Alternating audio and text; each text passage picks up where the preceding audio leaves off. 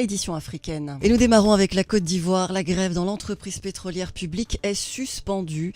Les agents de la Société nationale Petrosil ont annoncé aujourd'hui, après 2 semaines d'arrêt de travail, les employés dénonçaient une mauvaise gestion de l'entreprise publique. Direction et travailleurs se sont mis d'accord sur la présentation d'un plan social proposé par les employés et ce au prochain conseil d'administration qui est prévu d'ailleurs demain. La Côte d'Ivoire est un pays producteur de pétrole avec 28 champs identifiés, dont 23 attribués à des opérateurs étrangers comme le Canada, les États-Unis, l'Italie, la Russie, l'Irlande, le Koweït ou encore la Malaisie. Et puis la production du pays a doublé, pour rappel, entre juin 2015 et juin 2016 pour atteindre 45 000 barils par jour selon les chiffres officiels. En République démocratique du Congo, le président Joseph Kabila a doté hier la police d'un nouveau commandement. Tout d'abord, le général Dieudonné Amouli est nommé commissaire général de la police nationale congolaise, ou encore le commandement de la police de Kinshasa qui est confié au général Silvano Kasongo Kitenge en remplacement du général Célestin Kanyama. Ce dernier a été sanctionné par les États-Unis pour son rôle dans une opération de police contre des délinquants en 2013 et 2014 ayant fait une 50aine de morts et une 30aine d'enlèvements. Joseph Kabila a également permuté ou nommé des commandants de police au niveau des provinces instables du Nord Kivu, Sud Kivu et Ituri. En République démocratique du Congo, donc, ces nominations sont intervenues dans un contexte de montée de l'insécurité à travers plusieurs villes du pays, particulièrement à Kinshasa.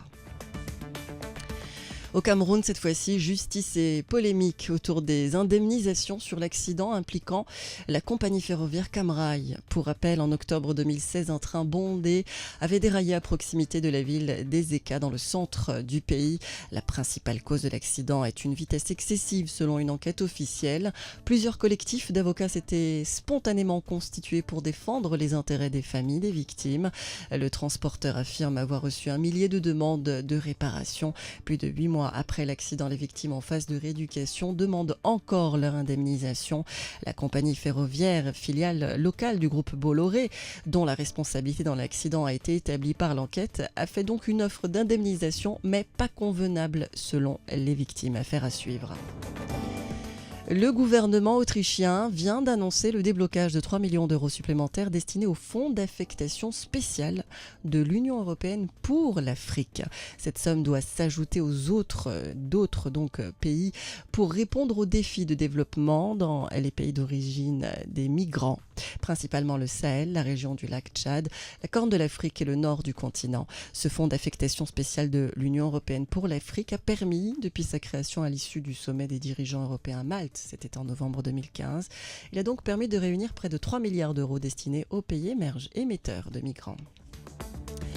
Nous terminons cette édition avec, dans l'est du continent, Djibouti, l'équipe nationale de football qui a été dissoute. C'est ce qu'a annoncé hier la Fédération djiboutienne de football, la FDF. La dernière contre-performance de la sélection nationale djiboutienne a été la défaite de trop, selon un communiqué de la FDF.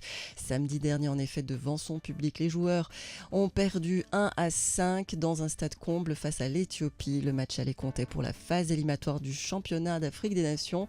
Cette dissolution, une première dans l'histoire du sport djiboutien, concerne également l'ensemble des membres du staff technique. Je vous remercie d'avoir suivi cette édition.